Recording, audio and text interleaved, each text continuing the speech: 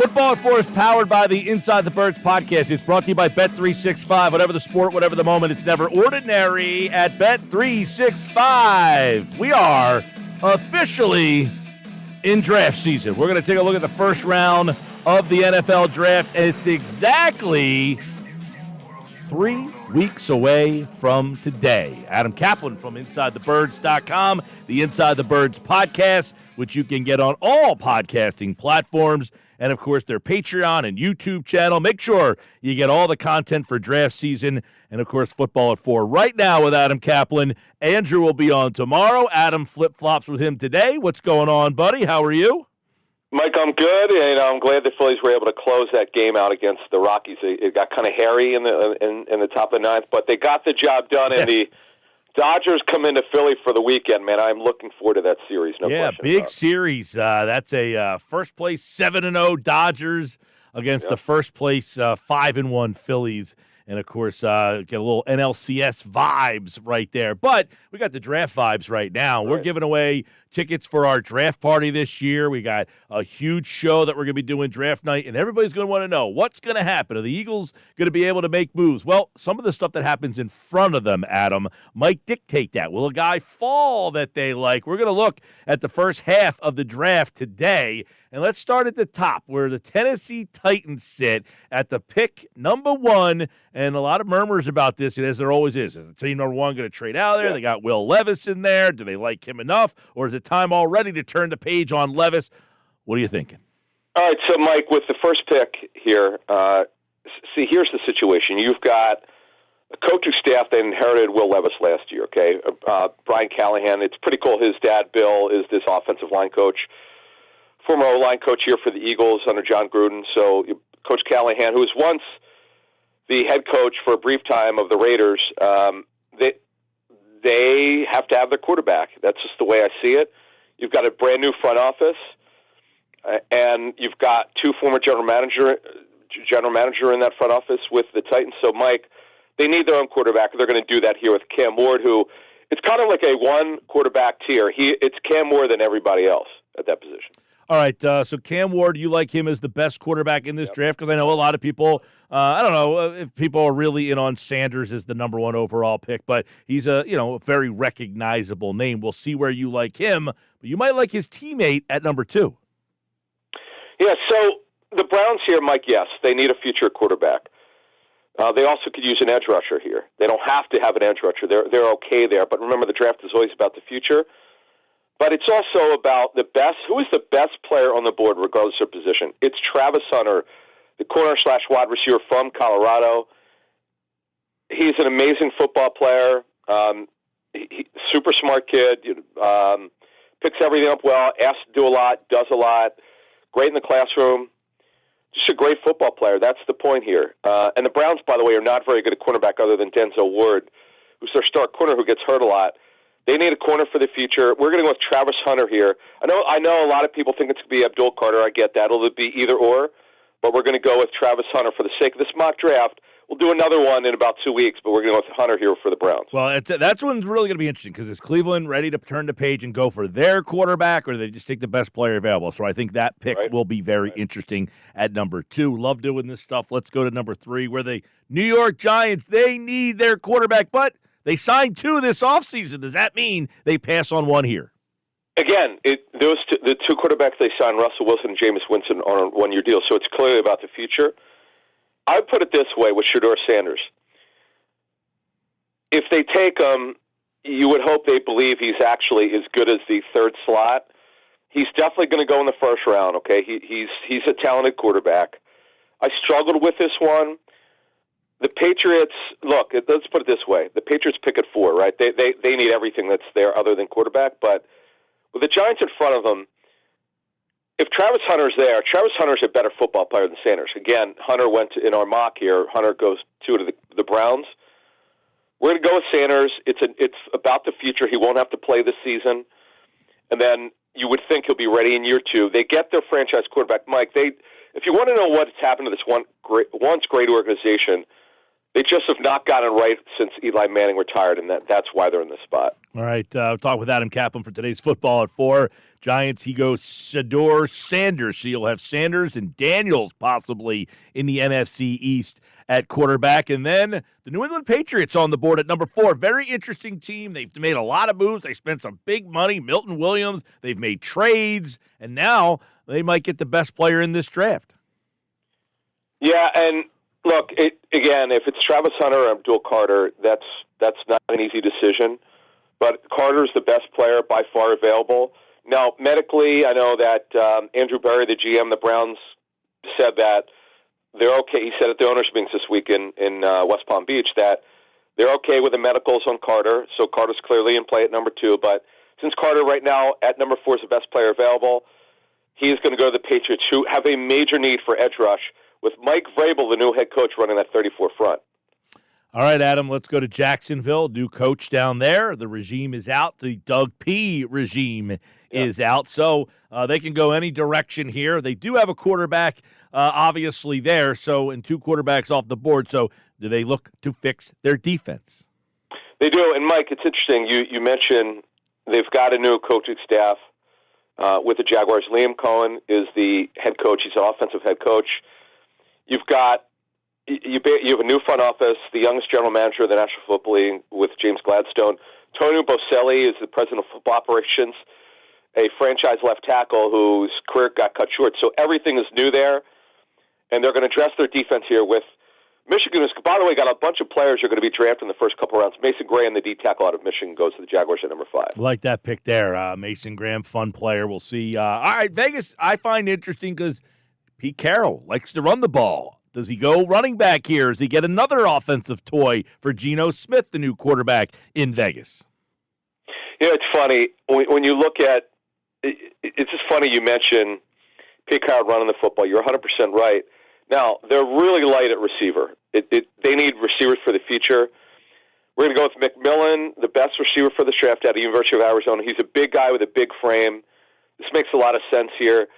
To me, the only other pick they could take possibly would be Mykel Williams, edge rusher from Georgia. But we're going to go with McMillan, the receiver out of Arizona here for the Raiders at 6. All right, let's go to the Jets. We have some Jets fans texting in, the guy they're hoping that you say his name here. They could go a lot of places. You know, they got skill players. They brought in Garrett Wilson from Ohio State a couple of years ago. They brought in a new quarterback from Ohio State now, Fields. It seems like they've got some skill guys. They couldn't block last year. So where do they go? Mike, that's the thing. Now, we're going to go with Will Campbell, the outstanding tackle from LSU. He's tall, but he has short arms. They're less than 33. That's not good. That's going to be a concern. He'll have to play right tackle at the next level. They got Fashanu last year out of Penn State. He'll be their left tackle. So they'll be okay here. Get Campbell. They got to build this offensive line, Mike. You're right. He is the best player for them. I know some people would like him to drop because of the arm length, but Will Campbell's a terrific football player. He'll go number 7 to the Jets here. Yeah, you just disappointed some of our Jet listeners out there. Sorry, well, who do they want? One guy here wants Membu, who you've got going a little bit later on, but you went offensive line. At least you took the position. Yeah. Sure, that's fine. That's fine. Let's go to number 8, and the Panthers, who've been terrible for a number of years. I mentioned Mykel Williams earlier. They are the worst team in terms of pass rush in the National Football League. They've got to do it. They'll get Mykel Williams, edge rusher out of Georgia. He'll start year 1 for those Panthers at number 8. All right, Carolina, a lot of mess. They do have, I don't know, do they think they have their quarterback down there with Bryce Young now. Let's go to Kellen Moore's new team. Will he look for a new toy on offense, or will he go to the other side of the ball that helped his offense win a Super Bowl this past year when he was with Philadelphia? Yeah, their defense is not good enough. You know, their offense crashed after an unbelievable start. It's funny, when the Eagles played them in week 3, the Eagles shut them down. They had never been the same. But the best player on the board is Jalen Walker, who could play edge rush. He could play inside backer. He's another Georgia player. They've got Demario Davis, who's in his mid-30s. Walker will be drafted to replace him. And again, he could help them with a pass rush where they're not great. Adam Caplan, football at 4, looking at the draft. All right, we're getting to number 10 now. This would be the last pick of the top 10, and that would go to a very interesting Chicago Bear team. New coach, new guards, new offensive line, new quarterback last year in the draft. So do they get him another toy, or do they go on that defense, which wasn't terrible last year? No, but, Mike, they're great at linebacker. They're good in the secondary. Their edge rush group is awful. They've got one guy. They need help. They need an edge rush. It'll be Mike Green. Now, Mike Green had a monster year for Marshall. He was at the Senior Bowl. Now, there's some allegations that he's not been charged with anything. Mike Green actually, he addressed the rumors out there. He said he's done nothing wrong off the field, but he did change schools, and he is, to me, the best edge rusher available right here. He'll go to the Bears, the pass rush needy Bears, number 10, Mike Green, for a team that, with Ben Johnson, they're rebuilding this football team, and they need edge rushers. It'll be Mike Green here, number 10 to the Bears. By the way, Bears are on the Eagles' schedule this year. They'll play in Philadelphia. Keep that in mind. One team that the Eagles know well, the San Francisco 49ers. Dreadful year last year. That's why they are drafting 11th here. So their year was dreadful. What do they need to fix? Their defensive line, specifically at D-tackle. Inside, they're terrible. They just don't have anything left. They cut Hargrave, as you know. He's playing elsewhere now. So Kenneth Grant, the other excellent D-tackle out of Michigan. Some people think Grant's better than Graham, but we're going to go with Grant here at number 11 for the 49ers. Yeah, I had a lot of people texting in the last couple days if they think Grant could fall all the way down to 32. I don't know that he could, but the guy you have going to Dallas, possibly, he's got a little bit of character issues, but, hey, Dallas doesn't seem to mind that. No, but, Walter Nolan, he could go anywhere from number 10 to number 30. That's obviously 32 is where the Eagles are picking. Phenomenal football player out of Mississippi. They need D-tackle help. They need interior pass rush help. Diggy Zua got his contract. Mozzie Smith has not worked out. There's not really an edge rusher to take there quite yet. They could take an edge rusher here, James Pierce, but it's either Nolan or Pierce. We're going to take Walter Nolan, who, Mike, I don't see him dropping out of the first round. I really don't. I'd be shocked if that happened. I don't know about the off-the-field stuff, but I can't really comment on that because I'm not aware of it. But what I could tell you is he's a really good football player. Tape's really good. And this is just a good pick. This really helps the defensive line. All right, that was 12, the Dallas Cowboys, who, they had real quick, let's stop on them for a second because people look at them like they were just a complete dumpster fire last year, and they kind of were, but a lot of that was injury-related, and a lot of the injuries came on that defensive side of the ball. I mean, they just kept getting guy after guy after guy go down. You lose your quarterback. They had no run game. Their offensive line was a mess. But this is a team that, I don't know, could they be a bounce-back candidate for you? They could. Now, I know some people want them to take a running back. I know, but they signed two. They seem to not want to invest a lot for the future at running back. Yeah, I mean, they could be the bounce-back candidate, but I don't. We got to get through the draft, but I don't see them winning a division. I just can't see it. The Eagles have a bet. Even with everything the Eagles lost, Mike, let's not forget, the skeleton of the roster is so good and young. That's the thing. Howie, as we know, when they won the Super Bowl in 2017, they tried to run it back for a couple of years. It didn't work. They've retooled this roster so well that at 32, if they shock us and stay there, they could go any way they want because they don't have to go with a D tackle at 32. Like they need one, then they'll add one, but they don't have to do it at 32. Adam Caplan, Football at 4, and, of course, we're looking at the draft here. We are 3 weeks away. 3 weeks from today, the Eagles will pick 32. If they make that pick, we'll find out. But who's going 13? It's the Miami Dolphins, and, they've had some issues over the years. Staying healthy has been one of their problems, too, at the quarterback position, but keeping that quarterback upright. So you think that this is a spot to help them out? Yeah, and look, their offensive line's been such a disappointment for many, many years. They've tried some high draft picks, hasn't always worked. Didn't work out with left tackle. Tron Armstead, who's had a major injury history, good player when healthy, but didn't work with him. And Armand Membu is the best offensive lineman here. Now, he's going to be a guard tackle. Teams have to figure out where they want to line him up, but he's a plug-and-play guy. You draft him, he starts year one. Armand Membu, the offensive line from Missouri, to the Dolphins at 13. Okay, let's go to Shane Steichen's crew, and obviously an offensive-minded guy. We haven't seen a lot of offensive weapons, a lot of wide receivers. You only think you have one off the board so far, no running backs, but could this be a skill player? Yeah, and boy, they've failed at tight end since Chris Bauer became the general manager in 2017. Quarterback has been, a challenge for him, to say the least, and so it's been tight end. Kylan Grant, who is now an Eagle, did not work out as a fourth-rounder. Actually, the best tight end he's had was an undrafted free agent, and Jack Doyle, who retired.